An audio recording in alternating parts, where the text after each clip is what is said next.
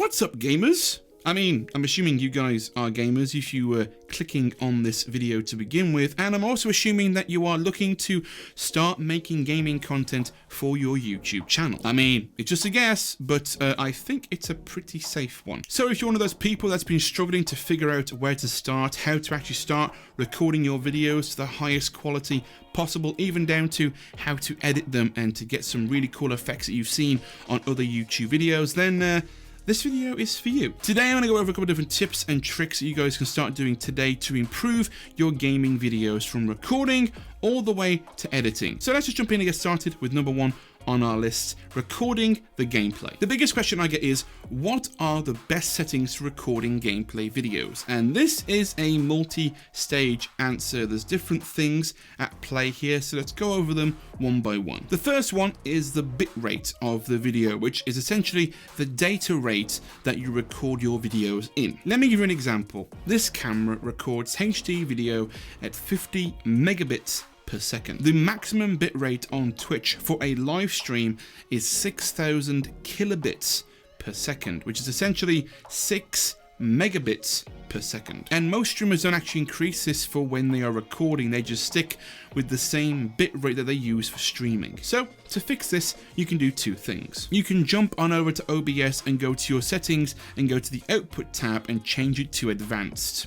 From there, increase your bitrate from anywhere between 10 to 20,000 kilobits per second. However, word of warning, if you change this to advanced, you will need to reset your streaming bitrate. Otherwise, it will go back to the default amount. So make sure you do that before you start streaming again. Also, make sure that your video recording format is set to MKV for one very good reason. MKV allows for error recovery, so if you are recording for 6 hours in OBS and it crashes, you're not going to lose the entire file. It also allows for multi-track audio recording, so if you set up your Discord, your game and your music to different tracks, you can do this and utilize those tracks inside of your editing application. But before that, make sure you convert the video file from MKV to MOV for easier editing. Speaking of editing, let's jump on over and start talking about a couple of different things that you can do during the editing process to spice up that gameplay. Now, depending on the kind of video that you are going to be doing, some of these things probably won't apply to you,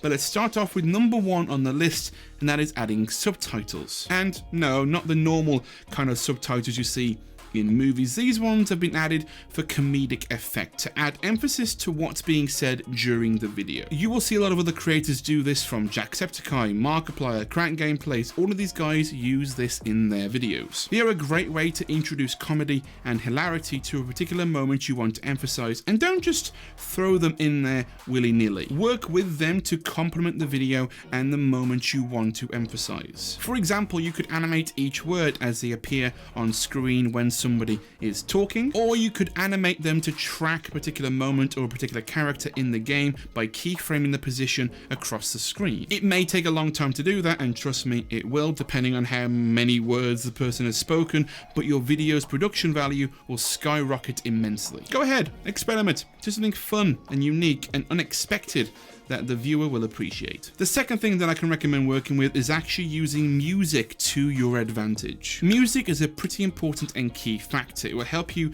move the pace and the fluidity of the video along and help introduce narratives that you can use for greater impact. Adding music, and even multiple different kinds of music, is a great way to build sequences within your edit. For example, you can have an overall bed of music that exists throughout the video, but then you can change that to be something more suspenseful or dramatic or comedic, depending on the context it's used in. Also, a good thing to learn is when to actually remove music to really exaggerate different kinds of moments as well. For example, if you want to emphasize the awkwardness of an interaction or to create suspense in a horror game, knowing when to add music and when to take it away will greatly increase the production value of that video. So moving on to number three, and keeping with the sound design theme for this one, we're going to be focusing on sound effects. Sound effects are pretty powerful, and using them effectively is a great way to highlight different moments that happen during a video. Let me give you an example. A YouTuber called Smitty does this very, very well. In his videos, he will add sound design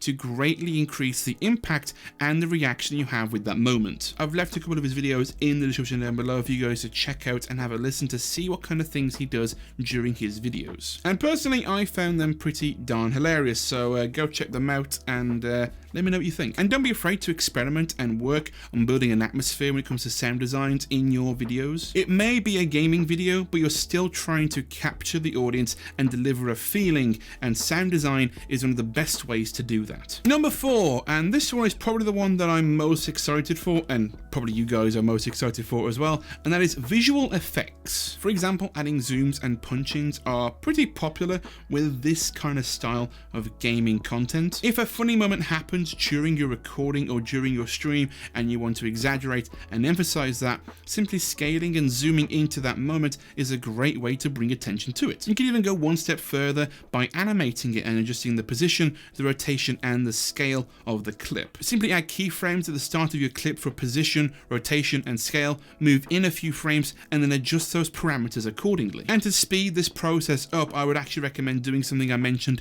in my 50 tips video, where you make an effects preset to apply to these clips on a regular basis. And you can even set up templates inside of Apple Motion or indeed Adobe After Effects to speed up the process that you do an awful lot of. Just make something once, drag your clips in, and it will animate for you every single time. Again, look at other YouTubers and see what kind of things they do, and then try and recreate that and replicate that inside of your own content. And then moving on to number 5, learning how to create sequences within your video. Think of sequences as like little mini stories within your videos. Instead of focusing on your video as one large narrative, what you can do is focus on little mini sequences throughout your video that have different stories behind them. For example, maybe you're playing Among Us with a group of other YouTube editors, and every single time you're playing with them, they somehow manage to accuse you of being imposter, even though you're not, and you're simply doing your tasks. Couldn't be me! But use that to your advantage. Make that into a little mini story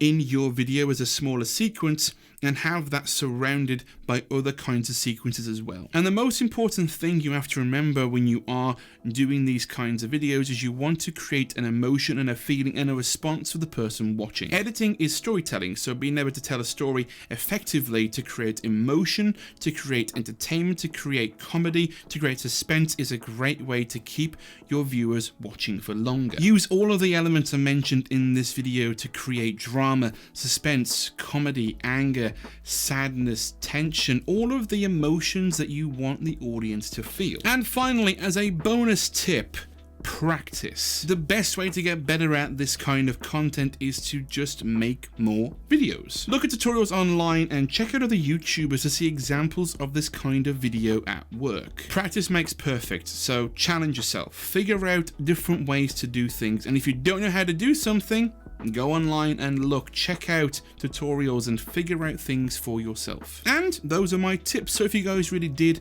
enjoy this video and you found it helpful, then be sure to give it a like and subscribe to the channel. And if you guys are looking to talk and interact with other like-minded creatives on exactly the same journey, then feel free to join the Discord. The link for that is down in the description below.